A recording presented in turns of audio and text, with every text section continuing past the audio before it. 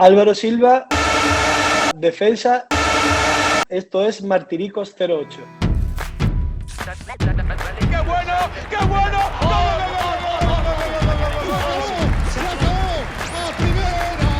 Esto es Martiricos 08. A beneficio de Aldeas Infantiles. De Jaén pa'l mundo, algo así sería el eslogan de nuestro invitado de hoy en Martiricos 08 si se hubiera dedicado a la canción. Por suerte, no fue el escenario Susino, sino el verde, producto de posiblemente la mejor generación de futbolistas que haya dado la cantera del Málaga. En Cambrils forjó su nombre y Tapia se encargó un poquito de lo demás. Málaga, Jerez y Cádiz, todo muy local, muy normal. A partir de ahí, síndrome un poquito de Willy Fogg e internacional absoluto en el sudeste asiático. No sé yo si nos dará tiempo a hablar de todo en este ratito. Álvaro Silva, ¿qué tal? ¿Cómo estás? Bueno, Borja, ¿qué tal? Encantado de estar aquí. El ascenso a primera de nuestro querido Málaga Club de Fútbol en 2008 es la inspiración del proyecto Martiricos 08, un proyecto solidario de comunicación y entretenimiento dedicado al club de nuestros amores. Queremos que este proyecto llegue también a quienes más lo necesitan a través de vuestras donaciones económicas que irán destinadas a niños, niñas y familias de Málaga en situación de vulnerabilidad atendidas por Aldeas Infantiles SOS. Entra en nuestra web y colabora. Estamos con Álvaro Peralta Silva Linares, ¿es tu nombre completo? Álvaro Silva Linares. ¿Y lo de Peralta, que lo he visto yo por ahí? Pues no sé, mi abuelo era en Peralta, pero no sé. Vale, puede ser por ahí. Por ahí será. Pero Álvaro Silva Linares. Ok. Nacido en Andújar el 30 de marzo del 84, 2 temporadas en el primer equipo del 2006 al 2008 y en la 2007-2008 disputó 13 partidos de liga. El calentamiento. Colabora Clínicas Mentadental. ¿Qué edad tenías y dónde vivías? En la 2007-2008 Sí. vivía en Málaga y no recuerdo exactamente, pero tendría 24 años, creo, 24, 25. ¿Qué dorsal tenía en la camiseta? El 5. ¿Qué botas usabas? Copa Mundial, Adidas. ¿Qué coche tenías? Tenía un Audi A5. ¿Te gustaba más jugar con camiseta por dentro o por fuera? Por dentro. ¿Tu mejor amigo dentro de ese equipo quién era? Mejor amigo dentro de ese equipo. Tenía muchos, pero es que estábamos juntos desde la cantera, pues Jesús Gámez. ¿Y en el campo con quién te entendías mejor? Perdón. Nada. En el campo con Wellington me entendía muy bien. Y con Carpintero. ¿Para ti quién fue el jugador revelación en esa temporada? Jesús Gámez y Antonio Hidalgo. ¿Un atributo que resaltaría de Muñiz? Muñiz, la gestión del grupo. Y por último, un consejo futbolístico que le darías al Álvaro Silva de la 2007-2008 a día de hoy, si pudieras. Bueno, pues si pudiera a día de hoy, pues en ese momento creo que me faltaba más maldad, que luego en los años posteriores en el extranjero, pues sí es verdad que la he ido ganando. El primer tiempo. Colabora Porras y Serralbo Abogados. Tú naciste en Andújar, en Jaén, pero he visto no he visto muchos registros tuyos jugando al fútbol en Jaén. ¿Tú cuándo llegas a Marbella, Álvaro? Yo llego a Marbella con 12 años. Mis padres se mudan a Marbella y yo en Jaén, en Andújar, jugaba en el Betis Liturgitano. Hasta Levines, que estuve jugando con la selección de Jaén, los torneos estos provinciales. Y ya con 12 años pues nos vinimos a Marbella a vivir. Mis padres se vinieron aquí y con 15 años pues fue cuando llegué al Málaga. O sea, entre los 12 que llegaste a Marbella y los 15 que estuviste en el Marbella. Estuve en el Marbella y en el Básquet Cultural. En los dos equipos. ¿Y cómo te echa la caña el Málaga con 15 años? Pues estaba en el cadete autonómico, éramos 2 o 3 jugadores de primer año jugando ahí y ahí fue cuando se fijaron en mí y la verdad que era una buena edad para ir allá al Málaga. Tu nombre un poquito salta a la palestra, ¿no? Para el gran público malaguista en ese año del Juvenil División de Honor, que ganáis la Copa de Campeones en Cambrils, en la final contra el Español, con eso Manolo Reina, Jesús Gámez, Alesia, Dor, Alberto Aguilar, Armando, Perico. Menudo desembarco, ¿no? Un poquito en ese juvenil, ¿no? Sí, yo creo que fueron los años dorados del Málaga, ¿no? Había una generación muy buena que tuve la suerte de estar con ella. Yo creo que también fue gran parte culpa de Antonio Tapia, que teníamos 6 o 7 jugadores que entrenábamos a diario con el Málaga B, que en ese momento estaba en segunda. Y creo que el Málaga ese año se clasifica para la Intertoto, para la UEFA, y el Málaga B estaba en segunda división, o subimos ese año. Ese año subisteis, sí. Ese año subimos y nosotros fuimos campeones de España, es decir, que mejor imposible. Oye, y centrándonos un poquito en esa final contra el Español, porque yo tengo el recuerdo que ganarle al Español en esas categorías era casi como ganarle al Real Madrid una final de Champions, ¿no? Sobre todo allí en su territorio, en Cataluña. Sí, es verdad que el Español era de las canteras en aquellos momentos más fuertes y bueno, se dio el torneo perfecto y fuimos a la final. Ellos eran los candidatos a ganarla, pero bueno, fuimos capaces de ganar, además con autoridad, ¿no? Creo que fueron 2-0. Y luego, sin embargo, nos tocó en Copa del Rey y sí es verdad que nos eliminaron. Imagino, Álvaro, que a día de hoy ese grueso de futbolistas, ¿no?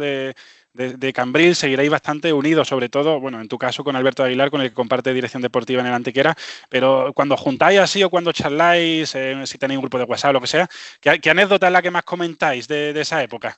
Sí, pues mira, tenemos un grupo de cadete autonómico, que es raro porque quizás sea el único. Bueno, tengo también un grupo de aquí del básquet cultural, que también es del cadete autonómico, pero luego de juveniles o de. No recuerdo, no tengo ningún otro grupo.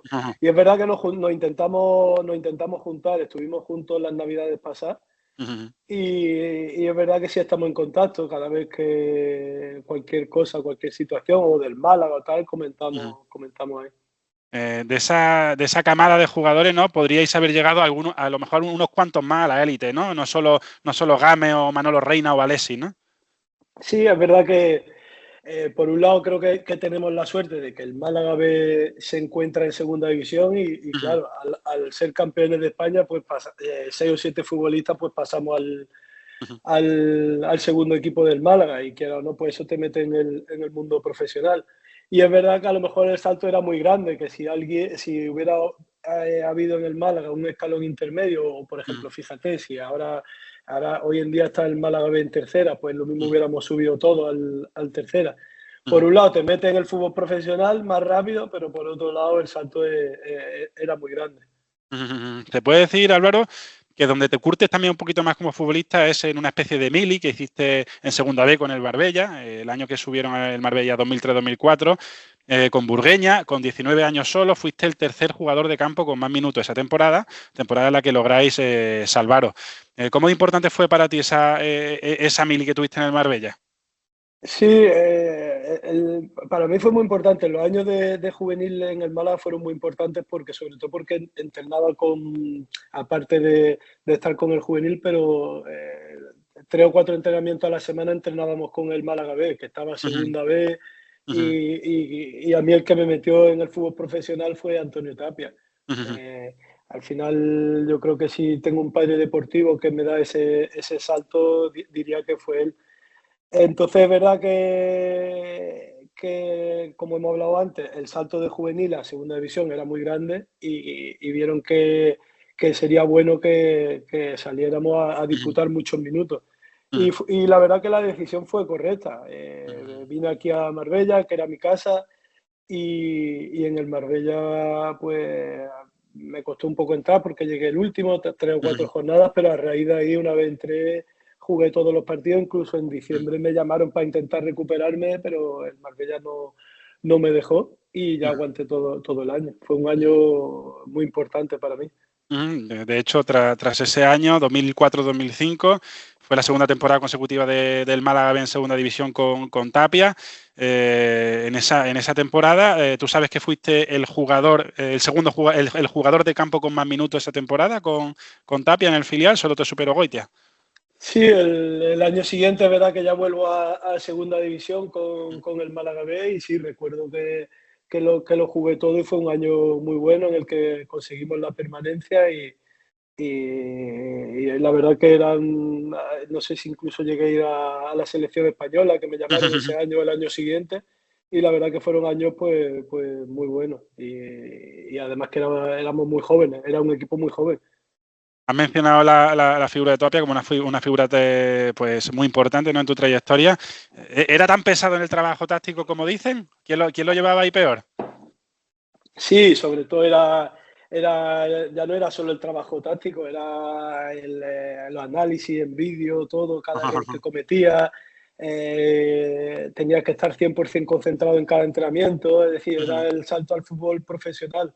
Y lo tuve en juveniles, lo tuve en el Málaga B y luego cuando subimos a primera con Muñiz también lo vuelvo a tener él, esa pretemporada. Aunque a Tapia, ¿no?, estábamos hablando de esa temporada en el filial, la segunda del filial en segunda división, lo subieron ese año al primer equipo porque destituyeron a Manzano y llegó Vaquero en su lugar. Yo te quería preguntar, Álvaro, para unos chavales que llevabais ya 3 temporadas trabajando con Antonio Tapia, ese cambio de rumbo, porque el filial era muy de puño y letra de Tapia, ¿cómo asimilasteis ese cambio de Tapia a Vaquero? Sí, hombre, fue complicado porque al final lo teníamos todo muy mecanizado con él, lo que en defensa, cómo actuaba el equipo, tácticamente, y ahora llegar un entrenador completamente nada, no tenía nada que ver, venía de cantera del Barcelona, de metodología Barcelona, en fin, fue todo complicado, pero bueno, conseguimos sacarlo para adelante, nos adaptamos bastante bien y es verdad que salió bien la cosa. Al año siguiente, sin embargo, sí nos costó bastante más con Lobo Carrasco. ¿Qué concepto de Can Barça, un poco de esa mentalidad Barça, crees que os costó más cuando llegó Vaquero? Cuando llegó Vaquero se adaptó bastante bien a lo que veníamos haciendo, porque como estaba funcionando, es decir, intentó, al final todo entrenador mete sus matices y su idea, pero es verdad que él quiso dar continuidad.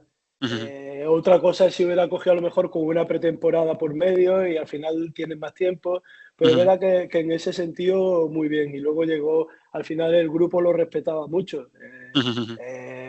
Era Vaquero que siempre desde pequeño lo había estado viendo en la tele y tal, y eso te da mucho respeto. Es decir, entonces cada palabra que él decía o cada consejo, pues él lo cogía el 100%.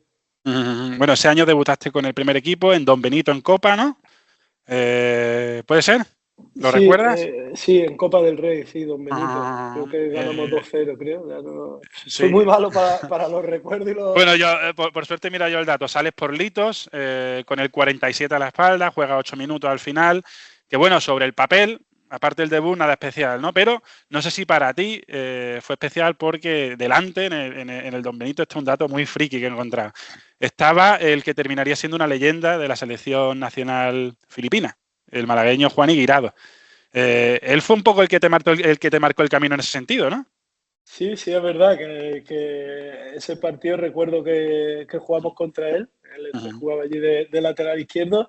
Y bueno, es verdad que sí, que el tema de la selección de Filipinas viene un poco por él y por el hermano, sobre todo por él, porque él es el que un día hablando sabía que yo tenía descendencia filipina y entonces lo comentó allí en la federación y bueno, así algo que parecía medio en broma, pues poco a poco se hizo realidad.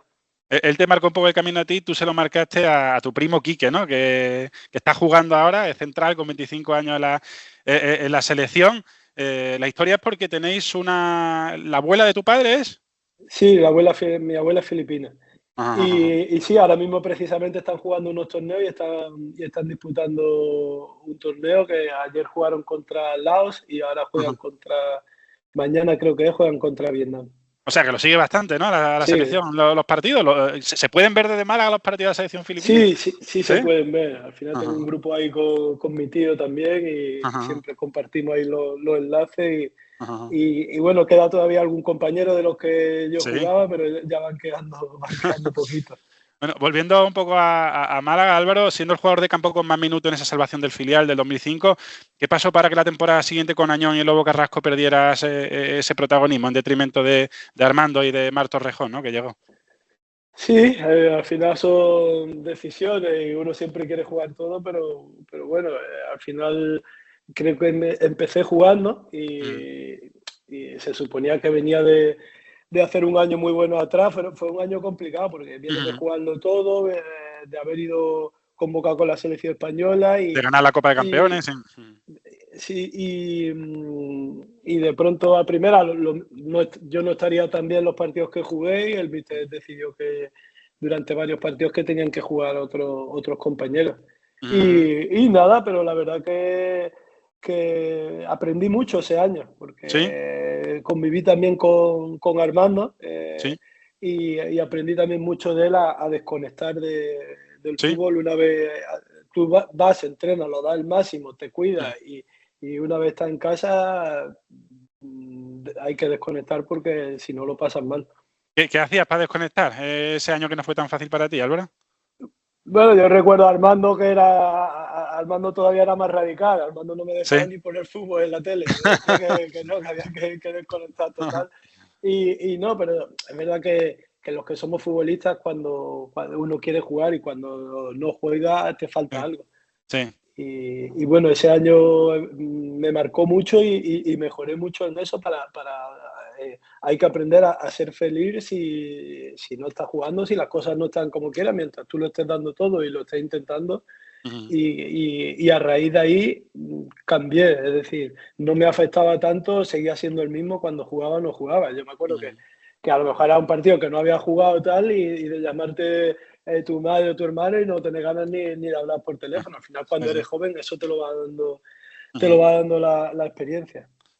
Es interesante porque esa temporada 2005-2006 desciende el Málaga B a Segunda División B, tú no tienes la mejor temporada, como acabamos de decir, pero en el club claramente confían en ti porque de cara a la 2006-2007 te dan un dorsal del primer equipo. ¿Quién es el responsable de esa confianza después de una temporada que no fue tan buena? Es decirte, Álvaro Silva, tú este año vas a estar en el primer equipo. Bueno, creo que Manolo Hierro, que era en aquel entonces el director deportivo, y él siempre había confiado mucho en mí, en la cantera, y bueno, al final tomaron esa decisión. El Málaga bajó de primera a segunda, nosotros también bajamos, y es verdad que ahí cambia un poco todo, porque se hace una pretemporada que viene mucha gente nueva, y luego Marco Alonso, que en paz descanse, pues es verdad que venía Gaby Suárez, que venía de jugar la Champions en el Olympiacos y él confía en mí y después de una pretemporada buena, pues me pone a mí y sienta en el banquillo a él, ¿no? Que es verdad que no todo el mundo apuesta por un canterano. Sí, pues una temporada a nivel personal para ti. Hiciste muy, muy buenos números, tanto con Marco Alonso como luego con la llegada de Muñiz, pero fue bastante jodida esa temporada, ¿no? Fue la primera de Sanz como presidente. Para ti casi fue otra mili, ¿no? Con 22 años esa temporada, porque se sufrió mucho. Sí, fue una temporada complicada. Además había problemas financieros también en el club, había retraso en salarios y fue un año difícil. Es verdad que en lo personal fue un año muy bueno, pues lo jugué prácticamente todo y la situación la sacamos para adelante, que creo que hasta quedando 2 jornadas no nos salvamos. La defensa ese año, aunque tú también actuaste como pivote, pero he visto que en muchas alineaciones jugasteis tú y Jesús Gámez de la generación de Cambrils, pero por otro lado estaban tanto Jesús y Valcarce, que eran dos jugadores con trayectorias de bastante pozo, ya bastante contrastados. Entiendo que os hicieron de tutores un poquito en ese año de segunda los dos. Sí, había mucha gente con mucha experiencia en el equipo. Yo recuerdo, por ejemplo, Salva Ballesta, que siempre estaba dando consejos, Valcarce, Arnau, mucha gente que tenía muchos años en fútbol profesional que aprendía mucho de ellos. Entrenar con ellos era un lujo. Oye, y no sé si fue un invento, si ya lo había hecho antes, ese paso adelante que das para jugar de pivote, se lo inventa Muñiz, le ofrece tú la solución, porque fue a partir de la lesión del Gato Romero, que tuvo una grave lesión y empezó a ponerte a ti por delante y dio entrada un poco a Armando en tu lugar. Sí, es verdad que el Gato Romero se lesiona y teníamos a alguien también ahí que no sé si estaba... Ojota, que estaba con el tema del ERE y tal. Sí, algo, y entonces al final, pues verdad que jugué bastantes partidos de mediocentro. Era una posición que yo hasta cadete o juvenil de primer año siempre había jugado mediocentro. Y era una posición que conocía y que me gustaba. Yo recuerdo que era un poco un equipo cogido con alfileres, pero que rendía al 100% de sus posibilidades, ¿no? Un poco la marca de esos equipos de Juan Ramón Muñiz. ¿Se puede decir que hicisteis de la debilidad una virtud esa temporada? Sí, se puede decir eso. También era un año muy complicado. El Málaga había bajado, muchos jugadores que estaban en primera se habían quedado, con los problemas financieros que había. Yo recuerdo que fue un año complicado. ¿Cuál fue la clave o quién tuvo la culpa de que el vestuario se mantuviera unido y que no se rompiera? Porque al final pasaban tantas cosas alrededor del campo, del verde, temas de ERES, temas financieros, que tenía que ser difícil mantener esa cohesión, ¿no? Sí, fue difícil, pero yo creo que la figura de Fernando también, de Fernando Sanz, fue muy importante, porque él el año anterior había estado con nosotros. Bueno, digo con nosotros, yo estaba en el filial, pero como siempre entrenaba con ellos, esa figura de ser presidente, pero un presidente cercano, porque había sido compañero, eso lo notábamos en los momentos malos. Y luego el cambio de Marco Alonso por Muñiz, pues salió bien porque... Y sobre todo cuando está en una dinámica negativa y que está abajo, cuesta mucho salir de ahí. Sí, fue una temporada dura en la que se buscaron continuamente soluciones, participaron hasta 35 futbolistas entre Liga y Copa, que es una barbaridad. Con todo y con eso, al final se logra el objetivo de salvar esa temporada fuera como fuera y volver a construir con poco, ¿no? Al menos, pero bien, con sentido común al menos. Sanz le da plenos poderes a Muñiz en planificación deportiva y a ti te traen para competir a posiblemente los dos mejores fichajes de cara a la 2007-2008. ¿Tú cuando vistes a Elder y a Wellington, qué pensaste, Álvaro? Sí, la verdad que ahí se acertó con los que venían de Portugal, porque Wellington es brasileño, pero estaba jugando en Portugal y la verdad que fue un acierto total, ¿no? El traer a Eliseu, a Elder Rosario, a Wellington, yo creo que fueron 3 fichajes, a Pablo Jorge también. Es decir, se apostó por el mercado portugués y acertaron 100%.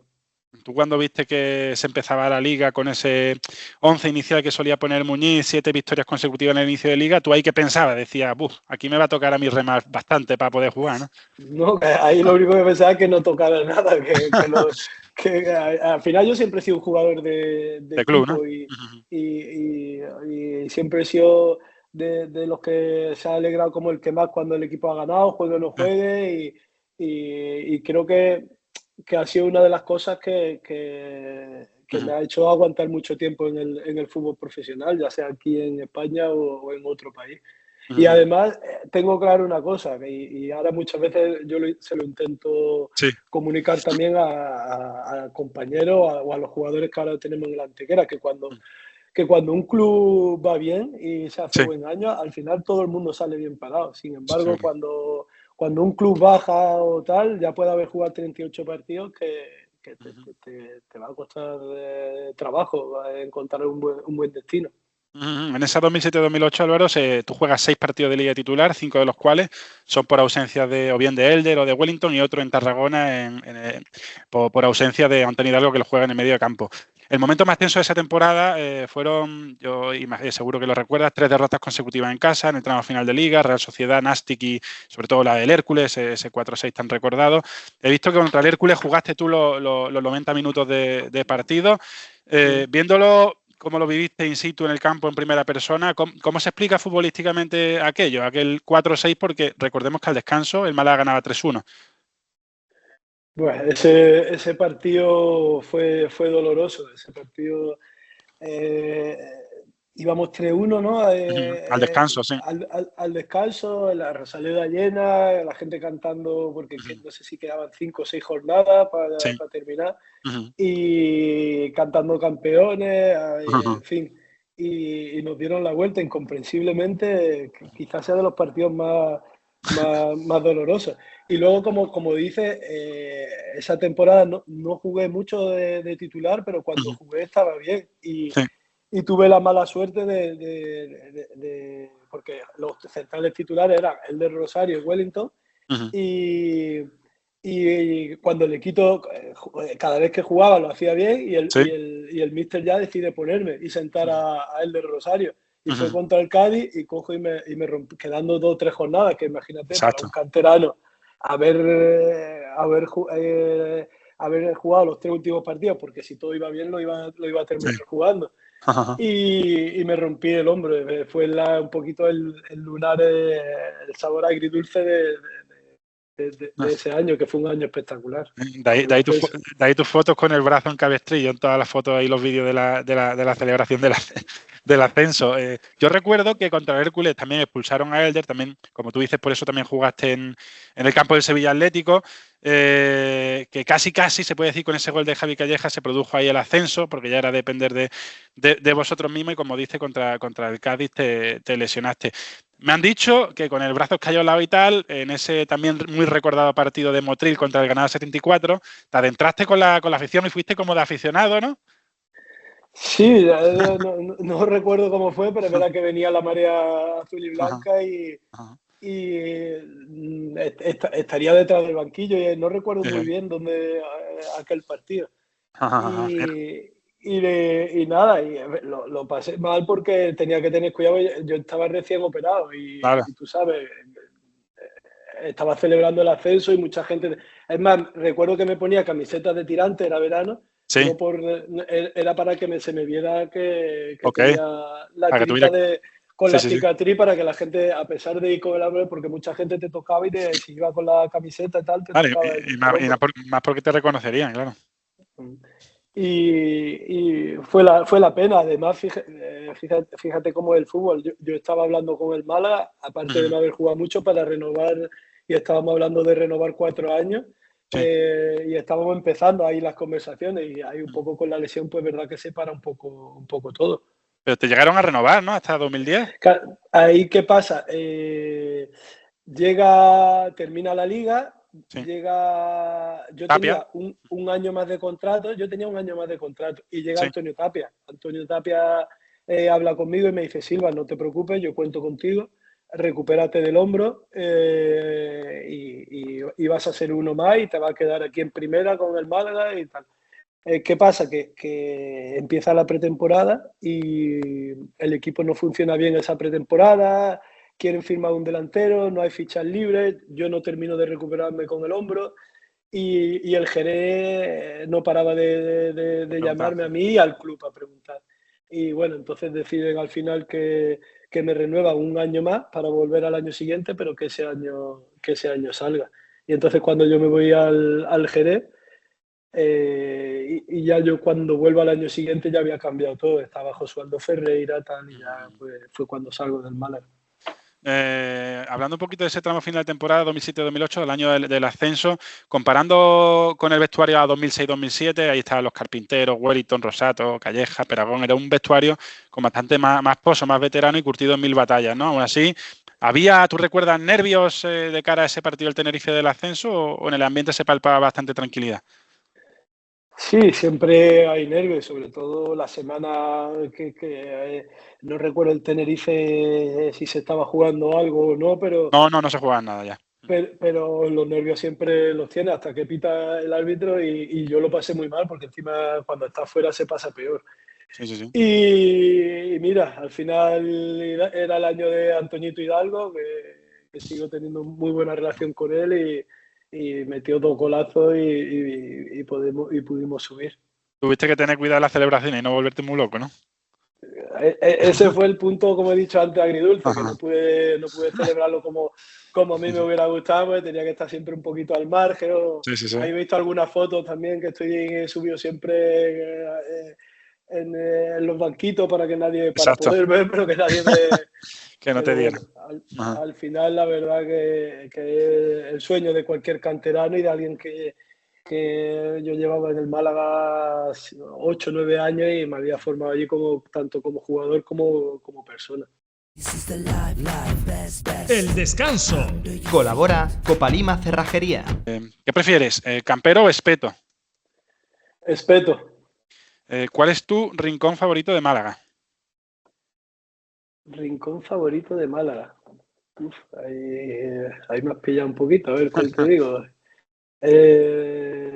La playa de Marbella. Ok. Bueno, la playa de Marbella, la playa de Marbella es regular, pero la playa, me gusta la playa. Al final el olor está cerca del mar, creo que algo... Mi lugar favorito es Marbella, que al final tiene la suerte de tener buen clima y Genial. ¿Un hobby que hayas descubierto desde tu retirada, Álvaro? El pádel me gusta. ¿Cuánto echas de menos ser futbolista, de 0 a 10? La verdad que no lo he echado de menos nunca.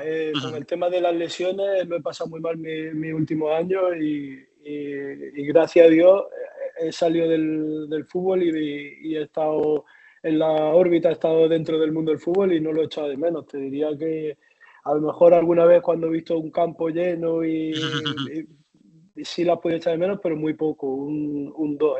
Sufrí mucho los últimos años. ¿Me podrías decir las 3 personas de fútbol más determinantes de tu carrera? Las 3 personas más determinantes en mi carrera. Bueno, te voy a decir una. Creo que desde que llego al Málaga comparto habitación con Alberto Aguilar y Alberto Aguilar es como un hermano y siempre hemos tenido esa conexión, siempre hemos estado juntos y mira, da la casualidad de que ahora trabajamos juntos y me quedo con él. ¿Quién era el referente futbolístico tuyo en tu juventud? A mí me gustaba Puyol.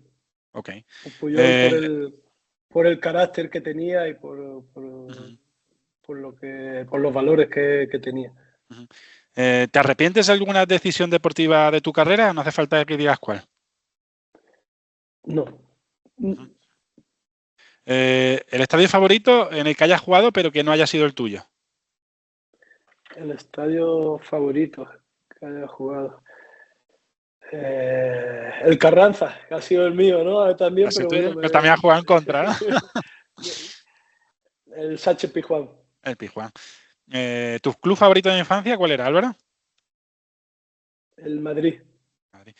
Y si fueras, bueno, ahora eres director deportivo, si tuvieras que hacer un informe del mejor Álvaro Silva en su plenitud a día de hoy, ¿qué pondría en ese informe? En ese informe, ¿qué pondría? A ver, me voy a definir. Venga. Jugador corpulento, que para lo alto que era que no era lento.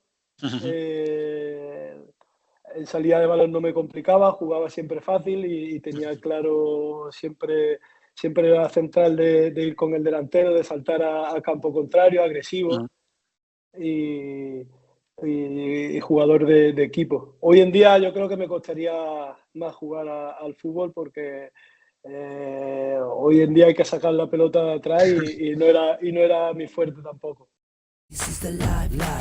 El segundo tiempo. Colabora Futnando Catering y Eventos. Tras ese ascenso de 2008, como decíamos, te vas a coger minutos tras esa lesión de hombro al Jerez, del Boquerón Esteban, un Jerez que tras varias temporadas peleándolo sí que termina logrando el ascenso a primera en 2009 con un Momo desatado, Pichichi, también Antoñito, se infló a meter goles. Aquello tuvo que ser la bomba, ¿no? Porque fue el primer ascenso histórico del Jerez a primera, segundo además consecutivo para ti, tras el del Málaga. En Málaga estamos más acostumbrados a estos festejos, pero tengo curiosidad especial por cómo se vivía allí, en Jerez. ¿A quién viste más desatado? ¿Cómo fue aquello? Sí, Borja, tal como dices, ¿no? Aquí era algo dentro de lo que cabe normal que el Málaga estuviera en primera. Exacto. Pero allí, con los años anteriores de Schuster y de que se había estado siempre muy cerca, pero no se había subido y siempre se había quedado, llevaban 2 o 3 años a las puertas, que la gente decía, si es que el club no quiere subir, y aquello fue una locura. Aquello, además fuimos todo el año primero y los 6 últimos meses lo que se vivió en la ciudad y cómo nos trataban y la verdad que tengo recuerdos imborrables. Fue un año espectacular. Allí en Jerez fuiste un poquito el tercer central por detrás de Aitami y Martí Crespí. Aún así, el segundo tercio de liga, he visto que lo jugaste bastante, que le quitaste ahí minutos a Crespí para terminar la temporada con 17 titularidades. Consumado el ascenso en Huesca, Álvaro, ¿no había opción de seguir allí? ¿No lo buscaste? Yo sé que estaba cedido, pero ¿fue una posibilidad? ¿Te hubiera gustado? Al final, los 2 años me ha pasado algo parecido. Aquí en Málaga subimos a primera y Antonio Tapia me dice que cuenta conmigo, que me quedo, y al final, por circunstancias, se da la pretemporada tal y tengo que salir. Y allí Miguel Ángel Roldán, que era el director deportivo, me decía que en principio que contara conmigo, que aguantara, que no firmara en ningún lado, pero iban pasando las semanas y espera una semana más. Y es verdad que yo tenía, después de haber subido 2 años seguidos y haber sido a lo mejor no un jugador titular 100%, pero sí era un jugador importante con bastantes minutos. Y tenía varias ofertas que recuerdo que tenía el Cádiz, tenía el Celta, y el Cádiz era un equipo también que me llamaba la atención y me ofreció un poco de estabilidad, me ofreció 3 años de contrato y firmé en el Cádiz. Es curioso porque en ese Málaga, ¿no? Hubiera sido volver al Málaga en la temporada, era 2009, ¿no? 2009-2010, que ahí estaba Muñiz. Sí, ahí, la que cuando subimos en Jerez, sí. creo que llega, que se queda Sandro ese año ahí y llega Josualdo Ferreira, el portugués, creo que es. No, Gesualdo llegó más tarde. O sea, la 2008-2009 fue Tapia, 2009-2010 fue Muñiz, que fue el año que jugó Iván González, que jugaron muchísimos canteranos en el primer equipo. Es verdad, eso lo recuerdo yo, que digo yo, porque claro, me podía haber quedado a lo mejor como quinto central y me lo pusieron muy, muy difícil. Y luego se lesionaron todos los centrales. Sí, claro. Y yo decía, si me hubiera quedado, digo, pero hubiera jugado, seguro. Eso nunca se sabe. Y es verdad que debutaron Iván González, Manu Torres, Orozco, que estaba en el Estepona, no sé si era tercera o segunda vez, lo repescaron y jugó varios partidos de primera. Manu Torres jugó también, sí. Manu, al final, mira, lo mismo me hubiera quedado y hubiera jugado. Sí. Bueno, se va del Jerez Boquerón Esteban, llega Ciganda, fichan ahí a un par de jugadores, David Prieto, Leandro Gioda, sigue ahí Tami jugando, y tú te vas al Cádiz, un recién ascendido a segunda, ya en propiedad, firma allí 3 temporadas. ¿Y cómo se vio por allí eso de cambiar el Jerez por el Cádiz, Álvaro? Bueno, yo creo que he sido el único jugador que ha hecho Jerez, Cádiz, Jerez. La verdad que mira, pero es verdad que me fui del Jerez, que había sido un año muy bueno, y yo llegaba con toda la ilusión del mundo al Cádiz, y por circunstancias, con 50 puntos creo que fue, o 51, bajamos. Me encuentro de 2 años seguidos subiendo a primera, y me voy al Cádiz y bajamos a segunda vez. Es verdad que fue un palo muy duro, pero el fútbol es así. A nivel impacto social, obviamente unos para buenos y otros para malos, pero entre el ascenso de Málaga, el de Jerez y el descenso del Cádiz, para ti, ¿qué crees que tuvo más impacto social en la gente, en la afición? Porque un descenso con el Cádiz también a segunda vez tiene que ser algo gordo. Sí, pero bueno, yo en el impacto social, como hemos dicho, a lo mejor yo soy malaguista y he sido malaguista siempre porque me he criado allí y he estado 10 años allí. Y lo que yo viví en el Jerez no se puede comparar por haber sido la primera vez. Es decir, eso fue una locura. Eran semanas y semanas desde que era la feria, eran semanas porque además ibas primero todo el año y lo estabas viendo que el equipo no bajaba el nivel, no bajaba el pistón y la gente estaba loca. Esa temporada del descenso con el Cádiz, la 2009-2010, ¿qué fue lo que falló? Porque realmente no tenéis tan mal equipo. Estaba Toelli, Osbeche, Kiko Casilla, Enrique, Leurquín, que eran clásicos del fútbol profesional en segunda división. ¿Ahí qué pasó? Sí, teníamos creo que de los mejores entrenadores que he tenido en mi carrera, Javi Gracia. Es verdad que yo creo que ahí la propiedad se confundió cambiando de entrenador y estábamos, no sé si a 2 o 3 puntos para salir y vino Víctor Espárrago y yo creo que tuvimos mala suerte porque se nos lesionó Bartosz Veche, que vive aquí en Marbella y hablo bastante con él y precisamente hablaba con él. Fue el máximo goleador, ¿no? del equipo ese año. Pero se lesionó, estuvo lesionado bastante tiempo y eso nos hizo mucho daño porque nos costaba mucho hacer gol. Estaba Diego Tristán en ese equipo también, ¿no? Estaba Diego Tristán también en ese equipo, sí. Y con 33 años se le notaba todavía que retenía todavía calidad, ¿no? Sí, tenía calidad. Es más, no sé cuántos partidos jugaría de titular o no, pero luego los 2 o 3 últimos los jugó y al final pues la gente había sido el mejor jugador. Porque no sé si en el último partido metió un hat-trick, ya no recuerdo. Sí. Pero... Metió en Liga 8 goles y he visto que no era titular, obviamente. Jugaba Antoelli y Ovecha arriba, sí. Pero al final la calidad que tenía era ¿Te dejó colorar en algún entrenamiento, no? ¿Te hizo alguna de las suyas? Seguro que ¿Sí, no? No, lo mismo lo dejé yo colorar alguna vez. Sí, no, también. Bajáis ese año con el Cádiz segunda B, tú te quedas con Vidakovic primero, luego José González. Allí volviste a ser un jugador fijo, pero tuvo que ser un drama, ¿no? No subir, os quedasteis a las puertas, a los cuartos de final del playoff, que perdéis contra el Mirandés. ¿Es un poquito de las espinas que se te queda en el fútbol, no haber disfrutado un poquito más de las mieles del fútbol en una ciudad tan futbolera como Cádiz, Álvaro? Sí, al final Cádiz yo creo que tiene una afición única y si las cosas van bien, muy bonito el vivir un año bueno allí, pero también si las cosas van mal, yo recuerdo que cuando yo llegué a Cádiz empezamos bien y yo andaba muy bien y eran todo fantástico. A la nada de que el equipo empezó a no estar tan bien y yo lo mismo, que empecé a bajar a lo mejor un poco mi nivel, ostras, era complicado y más viniendo del otro lado. Fue complicado. O sea, tú tienes un poquito mejor recuerdo, obviamente, del Jerez que del Cádiz, ¿no? Tú eres más jerezista, ¿no? No es que sea más jerezista, ni yo a los dos equipos no tengo nada contra ellos, lo que pasa es que es verdad que en las cosas en un sitio salieron muy bien.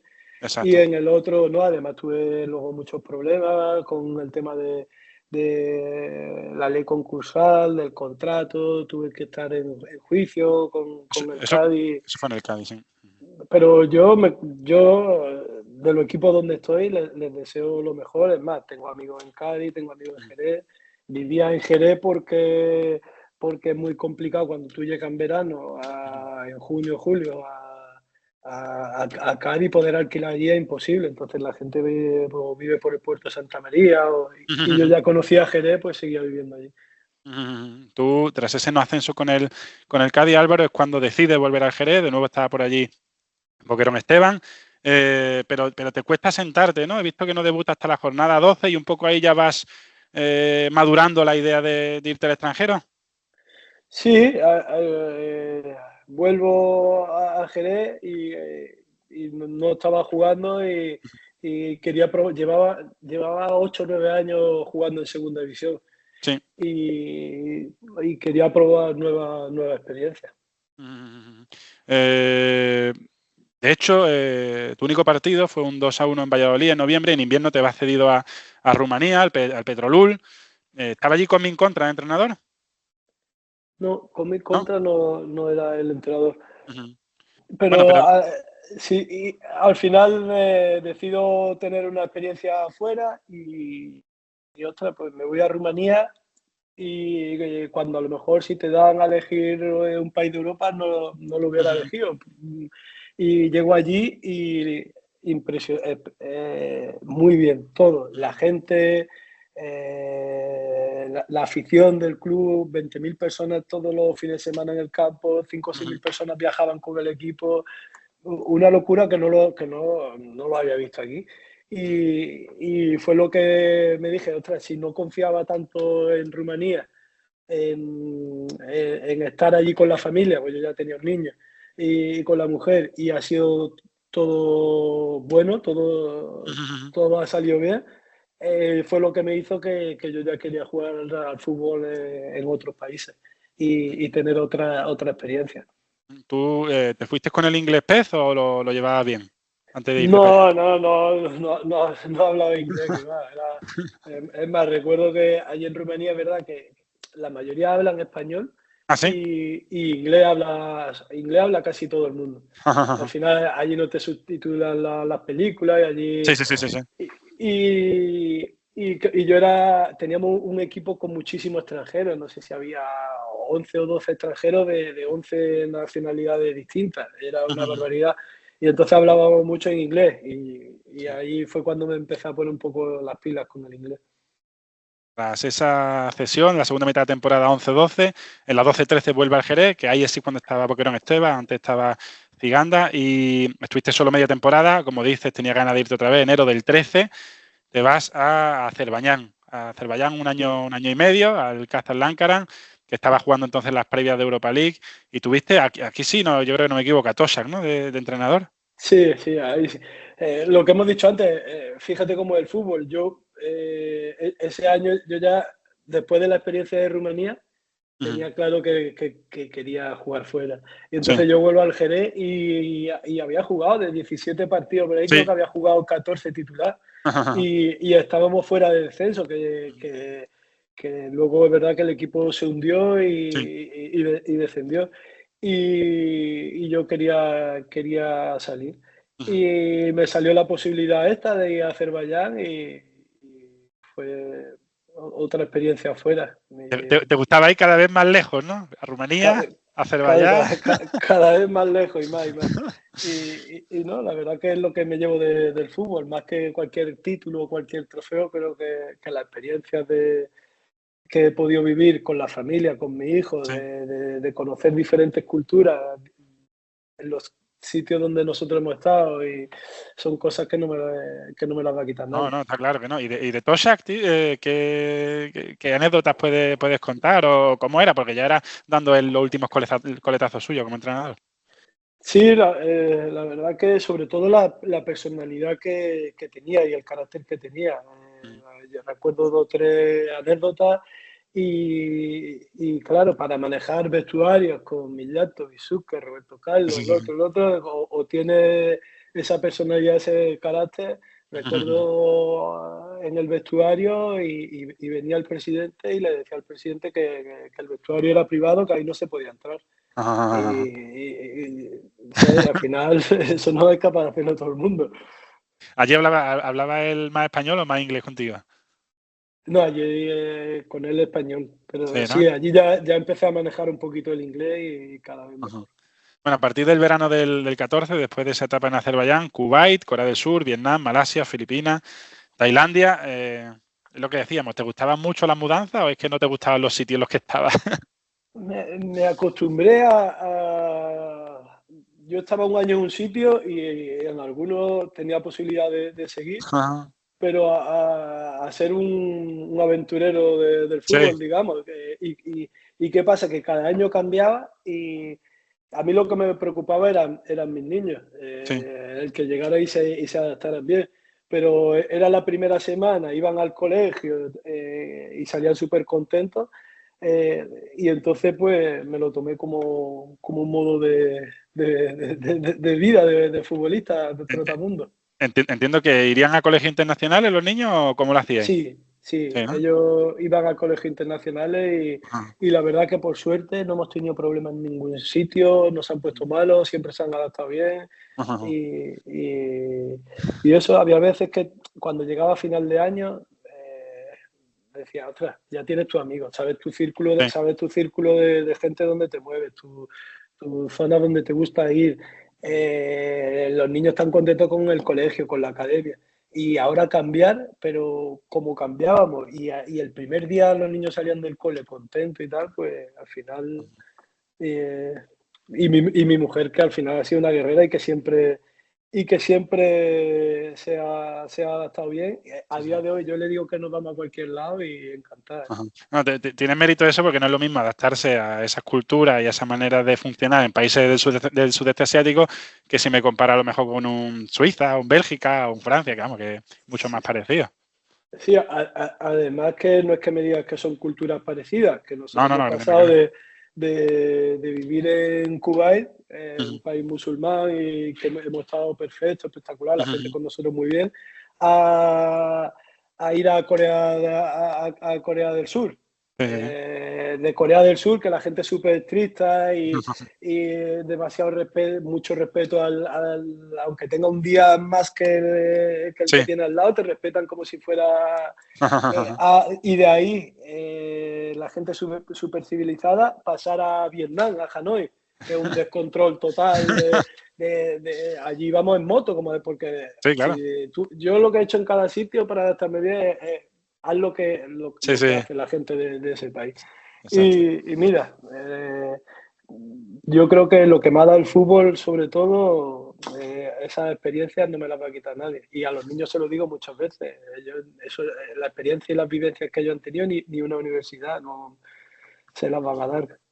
Bueno, pues como decíamos, en 2014, por mediación un poquito de Juan Guirado, te hace internacional con Filipinas, con la que llega a jugar incluso en 2019 la única Copa de Asia absoluta en la que ha participado Filipinas, en Emiratos Árabes, en un grupo en el que estuvisteis con Corea del Sur, China y Kirguistán, perdisteis los 3 partidos, pero bueno, os entrenaba, hemos pasado de Tosak, aquí Sven-Goran Eriksson, han tenido también el placer de que te entrene un entrenador mítico del fútbol europeo. Viendo la trayectoria de los miembros de aquella plantilla de Filipinas, Álvaro, y viendo la tuya, yo imagino que tú para Eriksson serías casi el primer espada del equipo, ¿no? Sí, al final la experiencia de jugar con la selección, el representar a 100 millones de habitantes, la mayoría de las veces jugamos en países o Emiratos, Qatar, que hay muchísimos filipinos. Son experiencias únicas. Y luego con la pregunta que me hace, pues sí, al final era de los jugadores que había jugado a más nivel, porque al final el nivel del fútbol en Filipinas no es que fuera muy alto.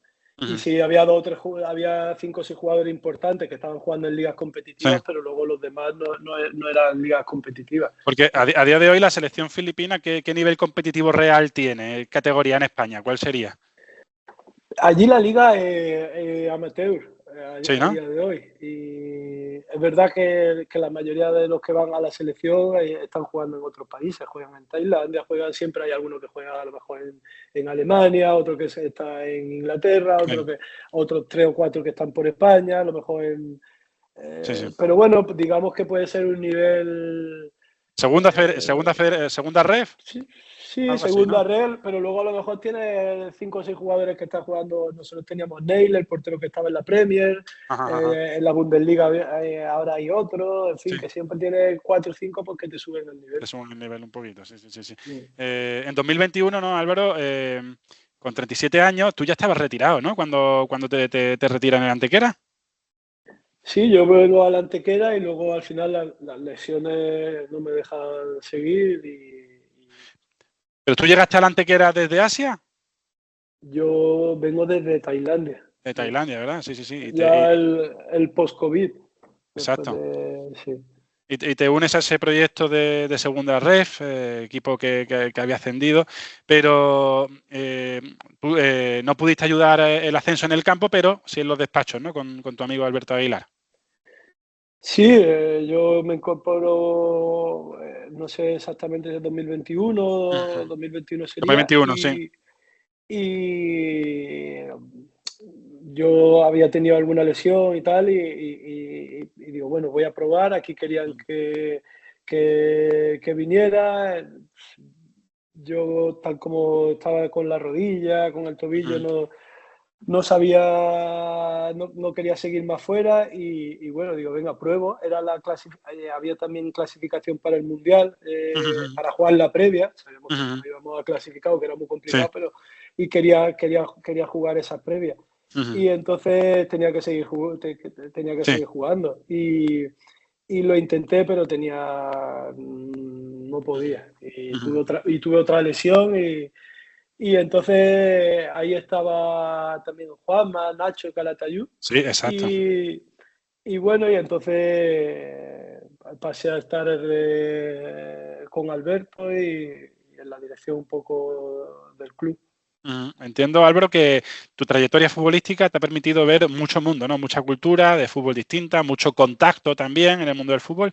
¿Eso crees que te está haciendo ser un mejor director deportivo por aquello de tener un mayor conocimiento del futbolista de aquí y de allí? Hombre, no, al final es la mentalidad abierta y sobre todo también yo creo que lo que sí tengo al final pueden ser contactos, ¿no? De haber jugado en tantos sitios y bueno, y el saber qué tipo de jugador puede jugar en un país o en otro. Y luego la suerte sobre todo de Alberto y mía en este sentido es que al final nos hemos retirado hace 2 años. Tenemos llegada a los vestuarios de casi todo el equipo porque siempre tienes un compañero o alguien y bueno, eso te facilita mucho el trabajo. Es más, de lo que hemos estado hablando ahora, de la plantilla del ascenso, te pones a mirar y hay mucha gente que está en el mundo del fútbol. Sí. Calleja, Carpintero, John Erice. John Erice, Nabil Baja, son gente que están en equipos de entrenadores y eso pues te ayuda. Sí, ¿sigues en contacto con gente de aquella plantilla, sobre todo por el tema futbolístico? Sí, ¿no? Hablo con Antonio Hidalgo, hablo bastante, con Nabil Baja también, en fin, con John Erice, estuve comiendo la semana pasada. Sí. Sí, tiene, sobre todo también porque al final para estar al día habla bastante. El descuento. Colabora Gimnasio Urufit. La primera pregunta por un punto. ¿Cuál fue el primer rival del Málaga esa temporada, el primer partido? El primer partido creo que lo ganamos 3-0. Exacto. ¿Y el rival? Que metió salvo alguno también y Baja, creo, un centro tal. Sí. Pero rival, ¿el Sevilla Atlético? No, empieza con ese también. Pero no sé. El Salamanca. El Salamanca. Vale, por 2 puntos. La siguiente pregunta. ¿Quiénes fueron el máximo goleador y el máximo asistente? El máximo goleador sería Antonio Hidalgo. Sí. Y el máximo asistente sería Calleja. Eliseu, el máximo asistente. ¿Cuántas asistencias hizo? 8. Hostia. Y eso que no era titular tampoco. O sea, se veía las segundas partes. La tercera pregunta, por 3 puntos. Los 3 jugadores de campo con más minutos esa temporada. Imposible, pero te voy a decir Iñaki Goitia. Porque sé no, que de campo. Jugadores de campo. Uno que te digo que luego te lo va a quitar. Si lo piensa en el 11 tipo. Wellington. 1, sí. Era Wellington Rosato, ¿no? Jesús Gámez. Jesús Gámez no fue. ¿No? Carpintero. Bueno, sí. Poco. Antonio Hidalgo. ¿Vale? Wellington, Hidalgo y el tercero. ¿Y Eliseu? Elder Rosario, exacto. Elder Rosario. Dámela por buena, ¿eh? Sí. Un poco más te digo todo. Vale. La cuarta, por 2 puntos. A ver. ¿Recuerdas quién llevaba el dorsal 10 esa temporada? Fue un jugador que no jugó ni un minuto y se fue en invierno cedido al Racing de Ferrol. No jugó nada. No jugó nada. Estuvo también en el equipo la temporada anterior, en la 2006-2007. No recuerdo. Serbio. Stosic, ¿no? Stosic, exacto. ¿Y Stosic estuvo ese año hasta mitad de temporada? Sí. Y él se fue cedido al Racing de Ferrol y en su lugar el Málaga firmó a un fichaje en el mercado invernal portugués que estuvo entrenando con vosotros, pero no pudo debutar porque el transfer nunca llegó y se tuvo que volver a Portugal. ¿Te acuerdas de su nombre? ¿Quién era? No. Thiago Gómez. ¿No te acuerdas? Thiago Gómez, ¿verdad? Que luego jugó en el Hércules. Vale, y por último, ¿quiénes fueron los 2 equipos que subieron junto con el Málaga, la primera? Con el Málaga, ¿quién subió? ¿El Hércules puede ser? No, el Hércules no. No sé. Uno, un mítico del norte. Mítico del norte. ¿El Numancia puede ser? El Numancia es uno y te falta el que te estaba diciendo yo que era un equipo mítico del norte. El Sporting. Y el Sporting, exacto. Yo creo que de tantos cabezazos a la pelota, pero tengo muy mala memoria cuando me preguntan ¿cómo quedamos este partido tanta? No lo sé, lo tengo que mirar. ¡Silva! 7 puntos. Muchas gracias, Álvaro. Venga, Borja, un abrazo. Que vaya bien, chao, encantado. Gracias.